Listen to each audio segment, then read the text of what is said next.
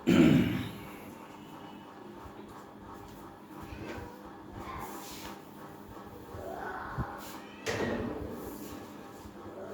लोग जो है प्रीवियस क्लास में प्यूरिफिकेशन ऑफ कोलाइडल सॉल्यूशन पढ़ लिए थे और आज हम लोग अब पढ़ेंगे प्रॉपर्टीज ऑफ कोलाइडल सॉल्यूशन। ठीक है, so now the properties of colloidal solution।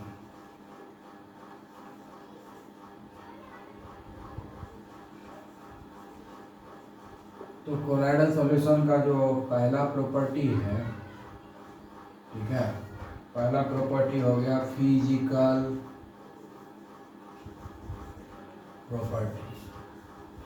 ठीक है, फिजिकल प्रॉपर्टी। फिजिकल प्रॉपर्टीज वो क्या है, जो हम लोग अपने 5 सेंसेस के हेल्प से जब हम परसीव करके पता करते हैं उसको हम लोग physical property. We have got a 5 senses, with the help of these 5 senses just to perceive those property, so such kind of properties are known as physical property। तो कौन कौन सा फिजिकल प्रॉपर्टी है, तो इसका जो फिजिकल प्रॉपर्टीज है, पहला क्या है, heterogeneous in character। Colloidal solution क्या है, heterogeneous। ठीक है, दूसरा है कोलाइडल पर जो होता है stable in nature, stable in nature. तीसरा फिजिकल प्रॉपर्टीज है इसका फिल्टरेबिलिटी। ये 3 फिजिकल प्रॉपर्टीज है। ठीक है, ये 3 फिजिकल प्रॉपर्टीज जिसको हम लोग पढ़ेंगे, और ये तीनों फिजिकल प्रॉपर्टीज हम लोग क्लास 9 में बहुत ही अच्छे ढंग से पढ़ाई कर चुके हैं। ये 3 फिजिकल प्रॉपर्टीज़ के बारे में हम लोग क्लास 9 में बहुत अच्छे तरीके से पढ़ाई कर चुके हैं, है ना। सबसे पहला क्या है, हेटेरोजीनियस इन कैरेक्टर। हेटेरोजीनियस का मतलब क्या हो गया कि कोई भी जब सॉल्यूशन तैयार करते हैं और उसमें जितना भी कंपोनेंट्स है वो अलग अलग फेज में अगर एग्जिस्ट कर रहा है तो उसको हम लोग हेटेरोजीनियस बोलते हैं। और जो ये कोलाइडल सॉल्यूशन है इसमें जो डिस्पर्स्ड फेज है और डिस्पर्सन मीडियम दोनों ही डिफरेंट फेज में एग्जिस्ट करता है, और वो भी हम अगर अच्छे ध्यान से देखेंगे तो उस फेज को हम ऑब्जर्व भी कर सकते हैं, डिस्पर्सन मीडियम और डिस्पर्स्ड फेज को। इसीलिए इसको हम लोग बोलते हैं हेटेरोजीनियस इन कैरेक्टर। इसलिए कोलाइडल सॉल्यूशन जो होता है वो हेटेरोजीनियस होता है। ठीक है, कोलाइडल सॉल्यूशन जो होता है वो हेटेरोजीनियस होता है। ठीक है, उसके बाद बोलता है स्टेबल इन नेचर, है ना। वो स्टेबल इसलिए होता है कि जो कोलाइडल पार्टिकल्स हैं, कोलाइडल पार्टिकल किसको बोलते हैं, डिस्पर्स्ड फेज को बोलते हैं। डिस्पर्स्ड फेज के ऊपर सेम चार्ज होता है। जितना भी डिस्पर्स्ड फेज में जितना भी पार्टिकल्स है वो सारे पार्टिकल्स के ऊपर सेम चार्ज होता है, चाहे नेगेटिव चार्ज हो या पॉजिटिव चार्ज हो। तो सेम चार्ज के बीच में रिपल्सन होता है, जिसके चलते सारा कोलाइडल पार्टिकल एक दूसरे से रिपेल होता है और सब एक दूसरे से दूर भागता है। इसके कारण क्या होता है, पूरे डिस्पर्सन मीडियम में वो फैल जाता है उसका डिस्पर्स्ड फेज, जिसके कारण ये स्टेबल रहता है। स्टेबल का मतलब हुआ कि ये ख़राब नहीं होता है। जैसे दूध है 2-4 घंटे तक ख़राब नहीं होगा, अगर रेफ्रिजरेटर में रख दें तो 1-2 दिन रख सकते हैं। ठीक है, हमारा जो ब्लड है जब तक हमारे बॉडी में है वो ख़राब नहीं होता है।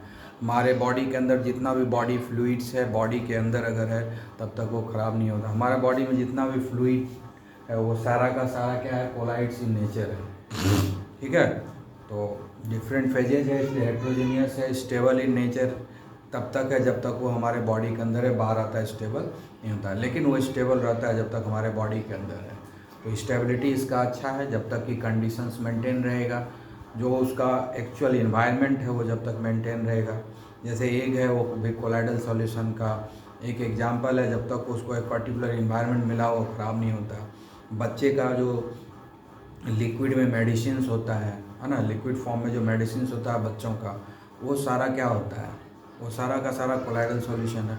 हमारे बॉडी में जो इंजेक्शंस पड़ता है, सलाइन जाता है जब हम लोग हैं, वो सब क्या है, कोलाइड से, सारा चीज़ वो सब कोलाइड से। और वो एक पर्टिकुलर कंडीशन जब तक मेंटेन रहता है तब तक वो कोलाइड्स के रूप में, वो सॉल्यूशन के रूप में दिखता रहता है, इसीलिए हम कह सकते हैं कि ये स्टेबल है। उसके बाद जो तीसरा है फिल्टरेबिलिटी, है ना। फिल्टरेबिलिटी का मतलब होता है कि इसको हम फिल्टर कर सकते हैं कि नहीं। तो कोलाइडल सॉल्यूशन को जो नॉर्मल फिल्टर पेपर है उससे फिल्टर नहीं कर सकते हैं, वो फिल्टर पेपर को क्रॉस कर जाएगा। यानी नॉर्मल फिल्टर पेपर में इसका कोई भी फिल्टरेबिलिटी नहीं है, फिल्टर नहीं कर सकते हैं, क्योंकि कोलाइडल पार्टिकल मतलब डिस्पर्स्ड फेज जो है वो पास कर जाएगा फिल्टर पेपर को, इसलिए फिल्टरेबिलिटी नहीं होगा अगर हम नॉर्मल फिल्टर पेपर की बात करेंगे। लेकिन अगर इसको हमको फ़िल्टर करना है तो हम सेलोफॉन पेपर लेंगे, एनिमल मेम्ब्रेन लेंगे, पार्चमेंट पेपर लेंगे। तो ये तीनों लेंगे, पार्चमेंट पेपर, सेलोफॉन पेपर लेंगे और या एनिमल मेम्ब्रेन लेंगे। तो ये सब से हम चाहेंगे तो कोलाइडल पार्टिकल को फ़िल्टर कर सकते हैं, लेकिन नॉर्मल फ़िल्टर पेपर से ये पास कर जाता है, ठीक है।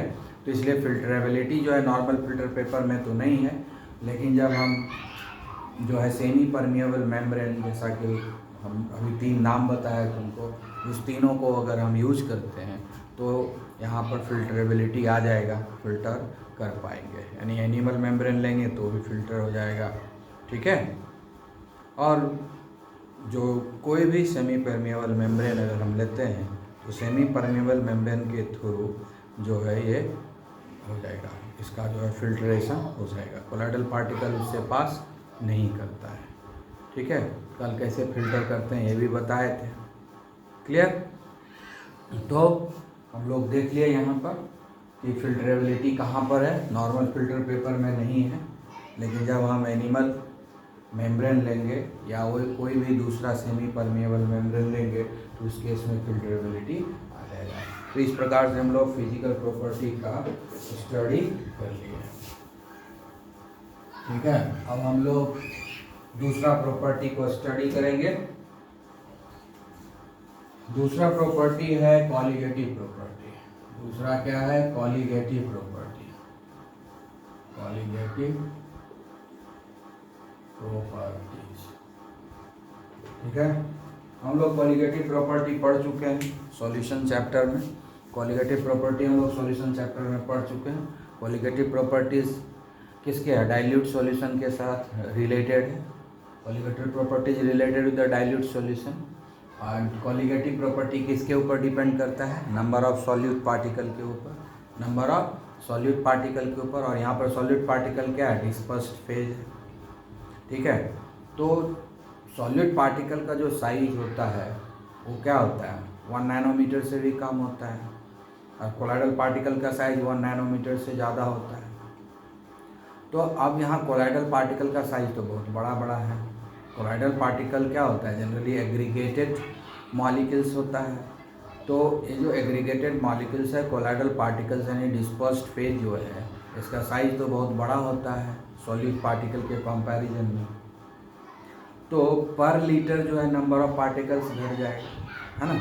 कॉलिगेटिव प्रॉपर्टी डिपेंड क्या करता है? Number of particles per litre. इसी पर न देखते हैं, नंबर ऑफ पर litres, number of particles per litre of the solution. Number of particles यानी number of solid particles per litre, number of dispersed particles per litre of the solution. तो चूंकि यहाँ पर सॉलिड पार्टिकल तो 1 nanometre से कम होता है, तो 1 लीटर में ज़्यादा पार्टिकल का एकोमोडेशन हो जाएगा। लेकिन उसी 1 लीटर में जब कोलाइडल पार्टिकल रहेगा, चूँकि कोलाइडल पार्टिकल का साइज बड़ा होता है, कोलाइडल पार्टिकल का साइज 1 नैनोमीटर से ऊपर होगा, इसका साइज बड़ा हुआ, ये ज़्यादा जगह कवर करेगा। तो 1 लीटर में नंबर ऑफ पार्टिकल्स जो एकोमोडेट होगा डिस्पर्स्ड फेज का, कोलाइडल पार्टिकल का, वो तो कम होगा ना। तो जब नंबर ऑफ पार्टिकल्स जो है कोलाइडल पार्टिकल का पर लीटर कम हो जाएगा तो कॉलिगेटिव प्रॉपर्टी भी कम हो जाएगा। इसीलिए कॉलिगेटिव प्रॉपर्टी के बारे में कोई स्टडी नहीं कर पाते हैं, ठीक है ना। यही कारण है कि कोलाइडल सॉल्यूशन में जो होता है बॉइलिंग पॉइंट होगा, है ना, boiling point of colloids and boiling point of dispersion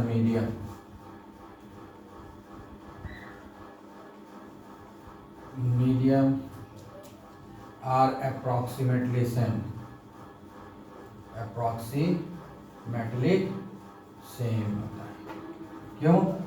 क्योंकि इसमें कोलाइड में इसमें जो कॉलिगेटिव प्रॉपर्टी क्या होता है, very very less. Colligative property क्या होता है, वेरी वेरी लेस, बहुत ही कम कॉलिगेटिव प्रॉपर्टी होता है। बहुत ही कम कॉलिगेटिव प्रॉपर्टी क्यों होता है? क्योंकि लेस नंबर ऑफ पार्टिकल्स होता है, less number of particles per litre. ठीक है, 1 लीटर में नंबर ऑफ पार्टिकल्स कम होता है in comparison to the solid particles ना, less number of particles per litre. तो जब number of particles per litre कम हो जाएगा तो कॉलिगेटिव प्रॉपर्टी तो डिपेंड करता है नंबर ऑफ पार्टिकल्स के ऊपर ही, इसलिए कॉलिगेटिव प्रॉपर्टी भी कम हो जाएगा। और जब कॉलिगेटिव प्रॉपर्टी कम हो जाएगा तो उसके थ्रू से जो हम लोग बाकी पैरामीटर्स निकालते हैं, है ना, उसके थ्रू हम लोग मास नंबर निकालते हैं, उसके मास निकालते हैं, यानी उसमें हमको क्या ऑस्मोटिक प्रेशर ऑब्जर्व करते हैं, relative lowering of vapour pressure use करते हैं, है कि नहीं, elevation in boiling point use करते हैं, डिप्रेशन इन फ्रीजिंग पॉइंट का हम यूज़ करते हैं। ये सारे कॉलिगेटिव प्रॉपर्टी का वैल्यू जो है नेग्लेजिबल अमाउंट में आएगा। तो कॉलिगेटिव प्रॉपर्टी क्या हो जाएगा, नेग्लेजेबल। ठीक है, नेग्लेजेबल हो जाएगा। जब कॉलिगेटिव प्रॉपर्टी नेग्लेजेबल होगा तो वांट ऑफ फैक्टर भी नेग्लेजेबल हो जाएगा। जब कॉलिगेटिव प्रॉपर्टी नेग्लेजेबल हो जाएगा तो वांट ऑफ फैक्टर भी नेग्लेजेबल हो जाएगा।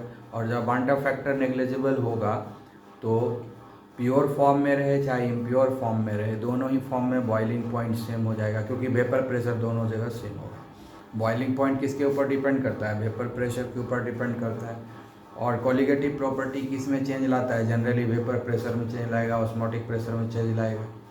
और चूँकि नंबर ऑफ पार्टिकल्स बहुत ही कम है, ठीक है ना, तो कॉलिगेटिव प्रॉपर्टी का वैल्यू भी नेग्लेजिबल अमाउंट में आएगा।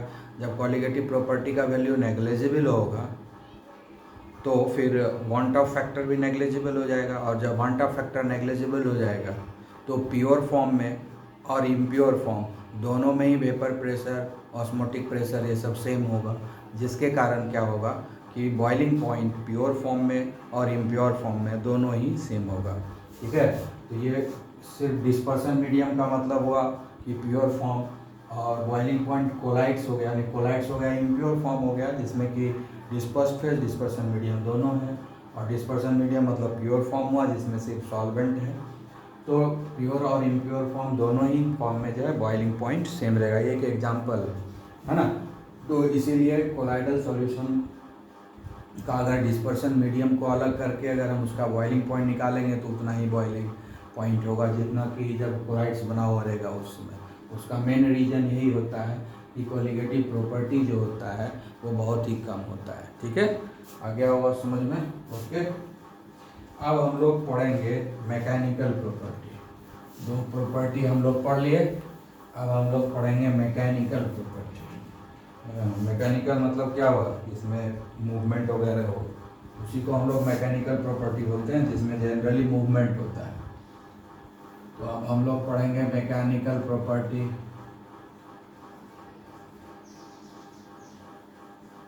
ठीक है, मैकेनिकल प्रॉपर्टीज में क्या क्या पढ़ेंगे हम लोग, ब्राउनियन मूवमेंट, ब्राउनियन मूवमेंट, दूसरा हम लोग पढ़ेंगे डिफ्यूजन, तीसरा होगा सेडिमेंटेशन। ठीक है, सेडिमेंटेशन। अब देखो इसमें डिफ्यूजन जो है बहुत ही स्लो होगा, सेडिमेंटेशन भी स्लो होगा, और ब्राउनियन मूवमेंट जो होगा ये एप्रिसिएबल होगा। मतलब एप्रिसिएबल का मतलब हुआ कि जिसको हम लोग आसानी से ऑब्जर्व कर सकते हैं, उसके ब्राउनियन मूवमेंट को, तो एप्रिसिएबल होगा। तो ब्राउनियन मूवमेंट हम लोग पढ़ ही चुके हैं, इसको observe mechanical property. Brownian movement क्या है, movement of the dispersed phase, movement of the particles of the dispersed phase का जो पार्टिकल है उसके मूवमेंट को हम लोग ब्राउनियन मूवमेंट बोलते हैं, क्योंकि वो जिगजैग मोशन में जाता है, टेढ़ा मेढ़ा जिगजैग, इसलिए इसको ब्राउनियन मूवमेंट बोलते हैं। और इसकी भी पढ़ाई क्लास 9 में हो चुकी है। तो ये मैकेनिकल प्रॉपर्टीज है, आसानी से तुम लोग जान रहे हो कि ब्राउनियन मूवमेंट क्या है। जिगजैग मोशन को हम लोग बोलते हैं ब्राउनियन मूवमेंट। तो ब्राउनियन मूवमेंट होने का रीज़न क्या है? ब्राउनियन मूवमेंट होने का रीज़न है कि जो डिस्पर्सन मीडियम है उसका जो पार्टिकल्स है, particles of the dispersion medium क्या है, हमेशा हीट करते रहता है डिस्पर्स फेज के पार्टिकल को। डिस्पर्स फेज के पार्टिकल को हमेशा डिस्पर्सन मीडियम का पार्टिकल्स हीट करते रहता है, यानी उससे टकराते रहता है, जिसके कारण उसका को काइनेटिक एनर्जी उसका बदलते रहता है, डायरेक्शन भी बदलते रहता है, जिसके कारण वो टेढ़ा मेढ़ा इधर उधर घूमते रहता है, जिसको हम बहुत ही आसानी से ऑब्जर्व भी कर सकते हैं पोलन ग्रेन एक्सपेरिमेंट करके।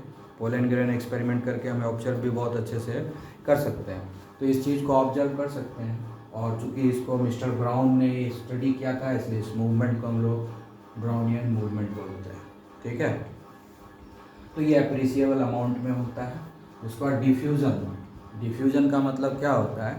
Intermixing with one another without external efforts. Intermixing with anything without any external efforts, ये भी 9 में पढ़ाया गया है। ठीक है ना।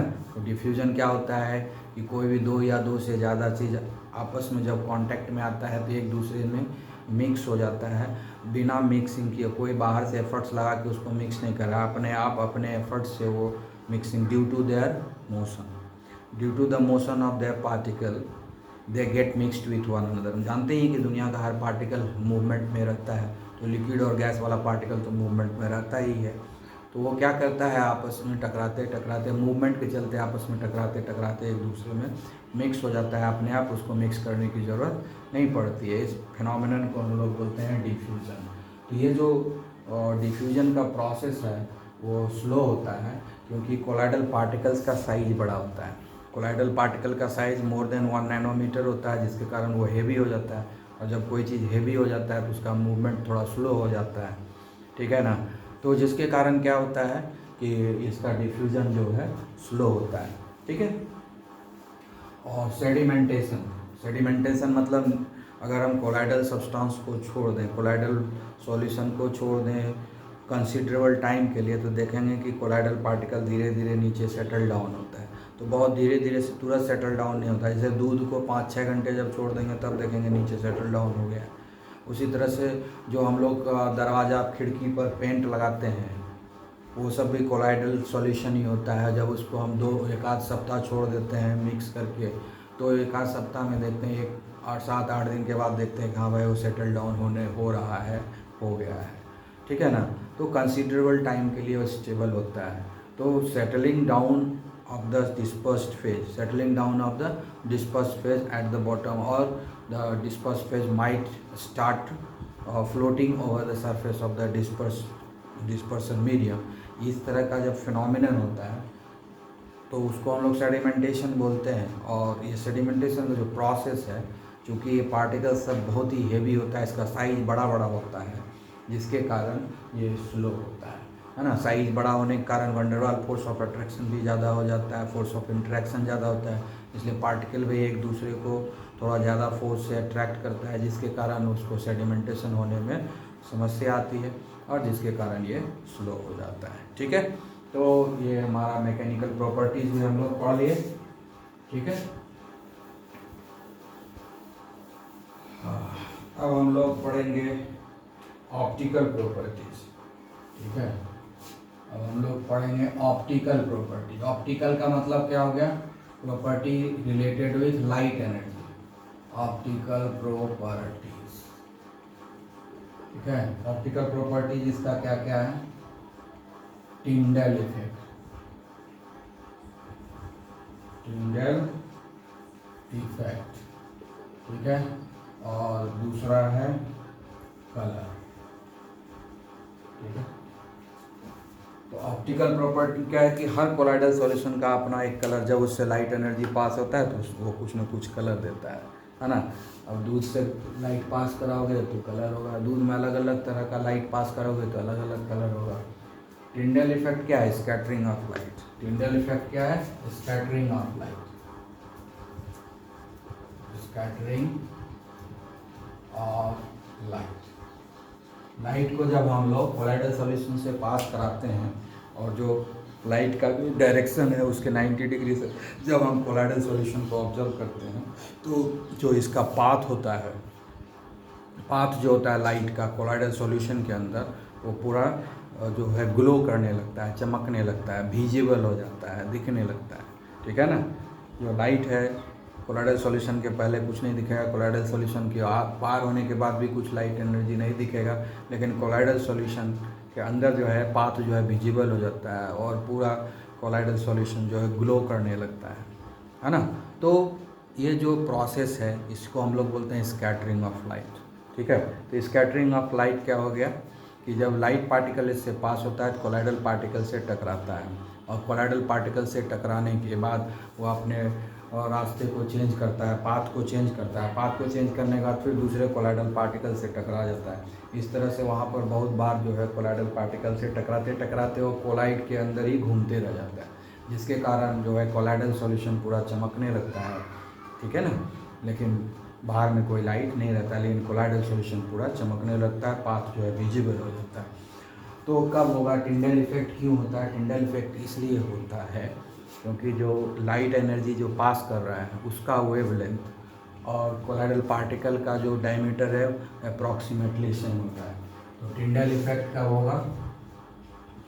Diameter of colloidal particle and wavelength of light rays are approximately same। ठीक है। रेज ऑफ लाइट जो पास करेगा, ठीक है, रेज ऑफ लाइट जो पास करेगा उसका वेवलेंथ और जो इसमें जो कोलाइडल पार्टिकल है उसका जो डायमीटर है वो लगभग सेम होना चाहिए, तभी जो है स्कैटरिंग होगा, नहीं तो नहीं होगा। ठीक है ना। उससे छोटा रहेगा तब तो लाइट पार्टिकल क्या होगा, धक्का दे करके अपने साथ लेके आगे भाग जाएगा, स्कैटरिंग नहीं होगा। ठीक है। अगर लाइट का जो वेवलेंथ है उससे बहुत ज़्यादा डायमीटर है तब तो उसको धक्का दे के लेना क्या, जो वहीं पड़े रह जाएगा, उसको टकरा करके वापस आ जाएगा अपने पाथ पर। ठीक है। और स्कैटरिंग कब होगा? जब वेवलेंथ, लाइट का वेवलेंथ और डायमीटर जो होता है कोलाइडल पार्टिकल का वो लगभग सेम होगा, तब जो है स्कैटरिंग ऑफ लाइट होगा। और एक कंडीशन है कि very high difference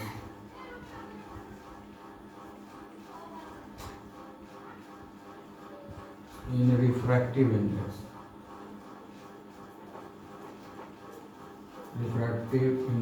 of dispersed phase and dispersion medium।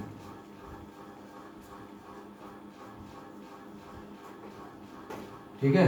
ये दो कंडीशन है कि डायमीटर और वेवलेंथ सेम हो जाएगा तभी जो है स्कैटरिंग ऑफ लाइट होगा, यानी टिंडल इफेक्ट होगा। दूसरा है कि जो डिस्पर्सन मीडियम है और डिस्पर्स्ड फेज है, डिस्पर्सन मीडियम और डिस्पर्स्ड फेज है, उस दोनों के वेवलेंथ, वे दोनों का जो रिफ्रैक्टिव इंडेक्स है ना, रिफ्रैक्टिव इंडेक्स तुम लोग फिजिक्स में पढ़े ही हो, उसका रिफ्रैक्टिव इंडेक्स में लार्ज डिफरेंस होना चाहिए, वेरी हाई डिफरेंस होना चाहिए, तभी टिंडल इफेक्ट होता है। ठीक है। अब दूसरा चीज़ हम लोग पढ़ेंगे कलर, है ना। ये किसके ऊपर डिपेंड करता है? It depends upon the wavelength of the scattered light।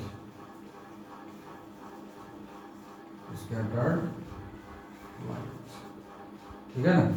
Light जिसका स्कैटरिंग हुआ है सिर्फ उसी का वेवलेंथ के ऊपर डिपेंड करता है। जैसे व्हाइट लाइट पास कर रहा है तो व्हाइट लाइट में सारे लाइट हो सकता है स्कैटर नहीं हो, वो जो वाइट लाइट है इसमें 7 कलर्स का लाइट है, तो उसमें सबका वेवलेंथ अलग अलग है, तो उसमें से किस किस वेवलेंथ को ये स्कैटर किया है सिर्फ उसी के ऊपर डिपेंड करेगा कि कोलाइडल सॉल्यूशन का क्या कलर है। ठीक है ना। कौन सा लाइट पा रहा है उससे मतलब नहीं है, कौन कौन सा वेवलेंथ को ये स्कैटर कर पा रहा है, यानी वैसी लाइट को स्कैटर कर पाएगा ना, उसी रेज ऑफ लाइट को स्कैटर कर पाएगा जिसका वेवलेंथ इस कोलाइडल पार्टिकल के वेवलेंथ के लगभग बराबर होगा, सिर्फ उसी को, उससे ज़्यादा होगा या उससे कम होगा तो फिर ये स्कैटर तो नहीं कर पाएगा। इसीलिए जो है डिफरेंट सोर्स ऑफ लाइट अगर यूज़ करते हैं तो सेम कोलाइडल सॉल्यूशन का कलर अलग अलग दिखता है, ठीक है ना। सोर्स ऑफ लाइट चेंज हो जाएगा तो कलर जो है कोलाइडल सब्सटेंस का डिफरेंट दिखेगा, क्योंकि कलर जो होता है वो डिपेंड करता है कि कौन सा रेज ऑफ लाइट उससे पास कर रहा है और कौन सा रेज ऑफ लाइट स्कैटर हो रहा है। सब इंटायर रेंज ऑफ लाइट के ऊपर डिपेंड नहीं करता, it depends only upon the wavelength of the light which got scattered, ठीक है। इसलिए कलर हमेशा अलग होगा, it will depends upon the source of light. Okay, तो ये हो गया हमारा ऑप्टिकल प्रॉपर्टीज। अब हम लोग सबसे लास्ट प्रॉपर्टीज पढ़ेंगे और वो है हमारा इलेक्ट्रिकल प्रॉपर्टीज, ठीक है। वो हमारा है इलेक्ट्रिकल प्रॉपर्टीज,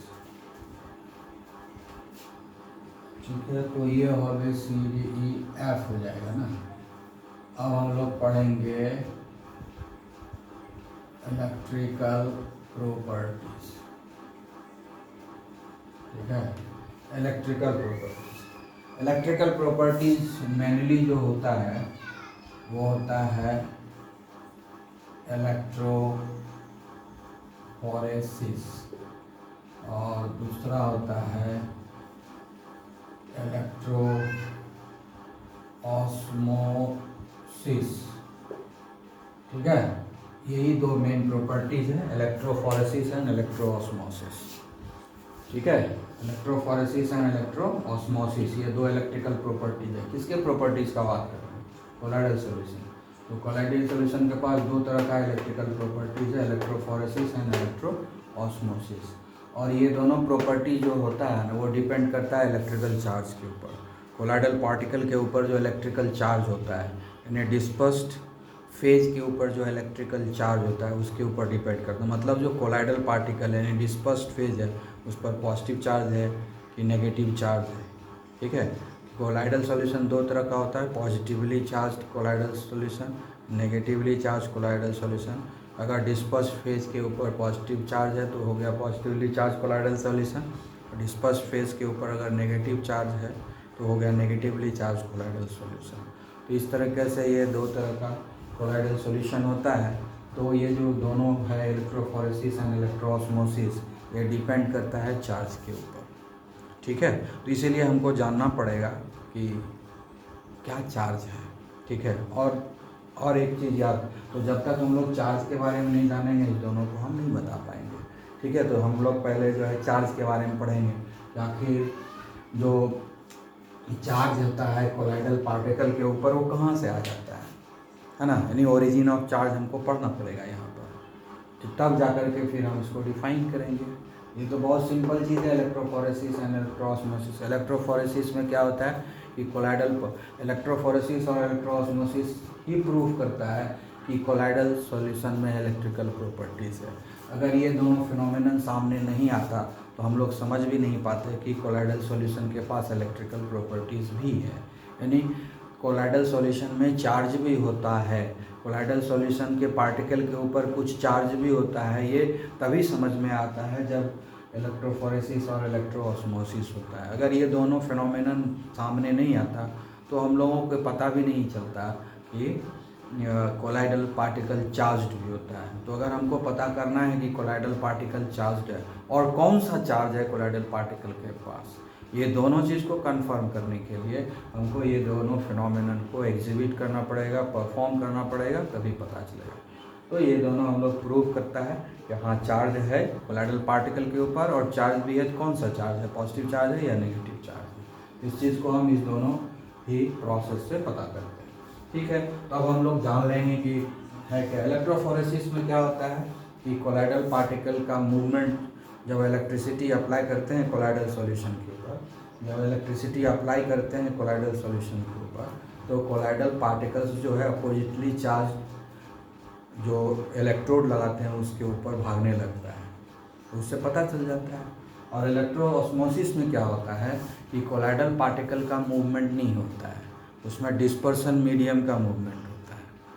ठीक है, ऐसा अरेंजमेंट किया जाता है ऐसा कि उसमें सिर्फ डिस्पर्सन मीडियम का मूवमेंट होगा इलेक्ट्रोड की तरफ, लेकिन कोलाइडल पार्टिकल का मूवमेंट नहीं होगा। वो हो गया हमारा इलेक्ट्रोऑस्मोसिस। दोनों एक दूसरे का उल्टा है। इलेक्ट्रोफोरेसिस में क्या होता है कि डिस्पर्सन मीडियम का कोई मूवमेंट नहीं होता है। एक्चुअली क्या होता है, डिस्पर्सन मीडियम तो न्यूट्रल होता है, उसके ऊपर कोई चार्ज नहीं होता है। डिस्पर्सन मीडियम न्यूट्रल होता है, उसके ऊपर कोई चार्ज होता नहीं है। चार्ज सिर्फ जो होता है वो कोलाइडल पार्टिकल के ऊपर होता है। ठीक है, तो जब हम नॉर्मली जब कोलाइड में हम इलेक्ट्रिसिटी पास कराते हैं तो इलेक्ट्रोफोरेसिस होता है। और इलेक्ट्रोफोरेसिस होने के बाद जब प्रिसिपिटेशन हो जाता है, ठीक है ना, तब जा कर के फिर से जब हम इलेक्ट्रिसिटी पास कराते हैं स्पेशल अरेंजमेंट से, तो फिर जो है वो मेटल पार्टिकल का मूवमेंट नहीं होता, डिस्पर्सन मीडियम का मूवमेंट होने लगता है। जस्ट अपोजिट हो गया इलेक्ट्रोफोरेसिस का इलेक्ट्रोऑस्मोसिस। ठीक है, तो ये चीज़ हम लोग पढ़ेंगे। और ये दोनों क्यों हुआ, क्योंकि कोलाइडल पार्टिकल के ऊपर चार्ज है और डिस्पर्सन मीडियम के ऊपर कोई चार्ज नहीं है।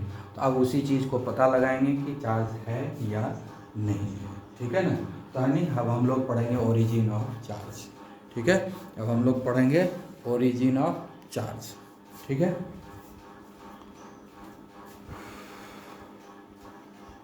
तो ओरिजिन ऑफ चार्ज पढ़ना है, दो चीज़ तो हम लोग लिख के रख लेते हैं कि कोलाइडल पार्टिकल जो होता है, कोलाइडल पार्टिकल मतलब डिस्पर्स्ड फेज, फर्स्ट फेज, ये क्या होता है, पॉजिटिवली और नेगेटिवली चार्ज होता है। और डिस्पर्सन मीडियम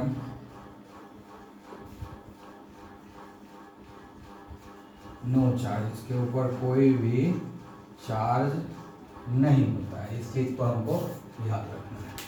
ठीक है, तो अब हम लोग देखेंगे ओरिजिन ऑफ चार्ज। अब इसीलिए अब हम लोग पढ़ेंगे ओरिजिन ऑफ चार्ज कि चार्ज आता कहाँ से, चार्ज आता कहाँ से। ठीक है, तो हम लोग पढ़ रहे हैं origin of charge.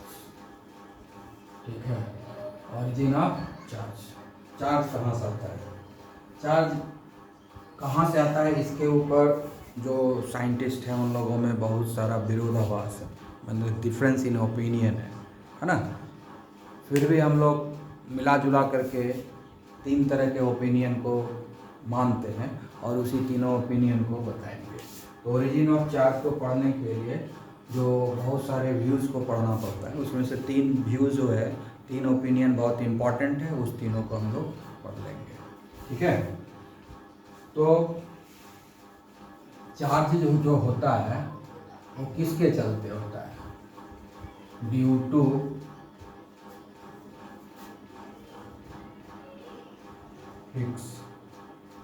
Frictional electrification, एक हो गया ये। दूसरा हो गया हमारा due to dissociation of the surface molecule और कोलाइडल पार्टिकल। ठीक है, और जो तीसरा है ये है due to selective adsorption, of ions. ठीक है, ये तीनों चीज़ हैं। ठीक है, आज हम जरा खाली इंट्रोड्यूस करेंगे इस तीनों के बारे में, कल हम लोग डिटेल में पढ़ेंगे। तो ओरिजिन ऑफ चार्ज क्या है, due to the frictional electrification. ठीक है ना, फ्रिक्शनल इलेक्ट्रिफिकेशन का मतलब क्या होता है कि कोलाइड्स में दो फेज होता है, ठीक है। डिस्पर्सन मीडियम होता है, डिस्पर्स्ड फेज होता है, डिस्पर्सन मीडियम होता है और डिस्पर्स्ड फेज होता है। तो डिस्पर्सन मीडियम में डिस्पर्स्ड फेज में क्या होता है, दोनों का पार्टिकल का तो मूवमेंट होते रहता है, दोनों के पार्टिकल का मूवमेंट होते रहता है। मूवमेंट होने के चलते वो टकराए हुए एक दूसरे से फ्रिक्शन हो रहा, और जानते ही हो जब फ्रिक्शन होता है टू डिफरेंट बॉडीज़ के बीच में तो चार्ज डेवलप होता है, इस बात पढ़ चुके हो। तो फ्रिक्शन होने के चलते चार्ज डेवलप होता है। तो इस कॉन्सेप्ट के हिसाब से कोलाइडल पार्टिकल के ऊपर भी चार्ज डेवलप होगा, डिस्पर्सन मीडियम के ऊपर भी चार्ज डेवलप होगा। लेकिन हम इसके पहले ही हम पढ़ चुके हैं कि डिस्पर्सन मीडियम के ऊपर कोई चार्ज नहीं होता है, इसलिए इस कॉन्सेप्ट में थोड़ा सा गड़बड़ी है ना। ये जो कॉन्सेप्ट दिया है ना फ्रिक्शनल इलेक्ट्रिफिकेशन, जिसमें डिस्पर्सन मीडियम के बीच में फ्रिक्शन होगा, फ्रिक्शन होना है तो जो जिस बॉडी के बीच में फ्रिक्शन होता है दोनों के ऊपर इलेक्ट्रिकल चार्ज डेवलप होगा। तो कोलाइडल पार्टिकल के ऊपर तो चार्ज डेवलप होगा ही, साथ में डिस्पर्सन मीडियम में के ऊपर भी चार्ज डेवलप हो जाएगा। तो यहाँ पर एक विरोधाभास आ गया, एक अपोजिट कॉन्सेप्ट आ गया, है ना, अपोजिंग कॉन्सेप्ट। ये अपोजिंग कॉन्सेप्ट क्या हुआ, क्योंकि इसके पहले हम पढ़ा चुके हैं कि कोलाइडल सॉल्यूशन में जो डिस्पर्सन मीडियम होता है उसके ऊपर कोई चार्ज नहीं होता है, सिर्फ डिस्पर्स्ड फेज के ऊपर चार्ज होता है। लेकिन यहाँ पर फ्रिक्शनल इलेक्ट्रिफिकेशन का बात करें तो उसमें डिस्पर्सन मीडियम पर भी चार्ज आ जाता है, जिसके कारण इस कॉन्सेप्ट को बाद में लोगों ने मानना बंद कर दिया। ठीक है, तो ये बाद में हम लोग इस कॉन्सेप्ट को नहीं ध्यान देते हैं। अगर due to the dissociation of the surface molecule और द कोलाइडल पार्टिकल, होता क्या है, colloidal particle at surface molecule का मतलब हुआ ये डिस्पर्स्ड फेज हुआ। डिस्पर्स्ड फेज जो होता है वो तो न्यूट्रल मॉलिक्यूल होता है, लेकिन जैसे ही डिस्पर्सन मीडियम में डालते हैं वो आयनाइज कर जाता है ना। डिस्पर्स्ड फेज को जनरली क्या होता है, डिस्पर्स्ड बहुत सारा डिस्पर्स्ड फेज है जिसको जैसे ही डिस्पर्सन मीडियम में हम उसको डालेंगे, डिस्पर्सन मीडियम में डालने के बाद क्या होगा, उसका डिसोसिएशन हो जाएगा। डिसोसिएशन हो जाएगा तो क्या होगा, पॉजिटिव आयन और नेगेटिव आयन में कन्वर्ट हो जाएगा। तो उसमें से पॉजिटिव या नेगेटिव आयन जो होता है वो डिस्पर्सन मीडियम में डिजॉल्व हो जाता है, डिस्पर्सन मीडियम में डिजॉल्व हो जाएगा। डिस्पर्सन मीडियम में जो वाटर रहेगा उसमें वो डिजॉल्व हो जाएगा और डिस्पर्स्ड फेज के ऊपर नेगेटिव या पॉजिटिव चार्ज हो जाएगा।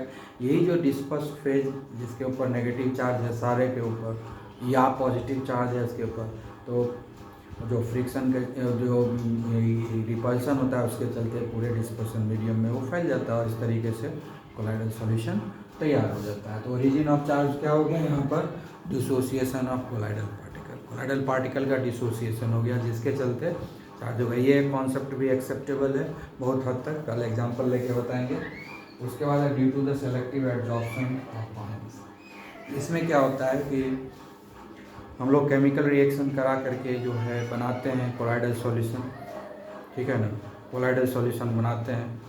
तो इसमें क्या कॉन्सेप्ट है कि जब कोलाइडल केमिकल रिएक्शन के बाद जब हमको कोलाइडल पार्टिकल्स मिलता है तो उसमें देखते हैं कि कोलाइडल पार्टिकल्स में कौन सा कैटायन या एनायन जो सेम रहेगा दूसरे के इलेक्ट्रोलाइट, क्योंकि उसमें इलेक्ट्रोलाइट भी हम डालेंगे, डिस्पर्सन मीडियम ही इलेक्ट्रोलाइट का काम करेगा, या उसके साथ जब हम कोलाइडल पार्टिकल बना रहते हैं तो कुछ ना कुछ साथ में बनता है, तो उसमें से कोई कॉमन आयन जो रहेगा, है ना, कोलाइडल पार्टिकल्स में और इलेक्ट्रोलाइट में जो कॉमन आयन रहेगा, तो कॉमन आयन क्या होता है, डिस्पर्स पार्टिकल के ऊपर जाके चिपक जाता है, यानी एडजॉर्ब हो जाता है। तो सारे कोलाइडल पार्टिकल के ऊपर एक चार्ज डेवलप हो गया और जो अपोजिट चार्ज बच गया उसका वो जा करके डिस्पर्सन मीडियम में डिजॉल्व हो गया। इस तरीके से क्या हो गया कि चार्ज पार्टिकल हो गया, वो चार्ज आपस में दूर मर्ज हो जाएगा और इसके कारण जो है ये स्टेबल हो जाएगा। ठीक है, हम लोग नेक्स्ट डे इसको डिटेल में डिस्कस करेंगे। Okay, bye.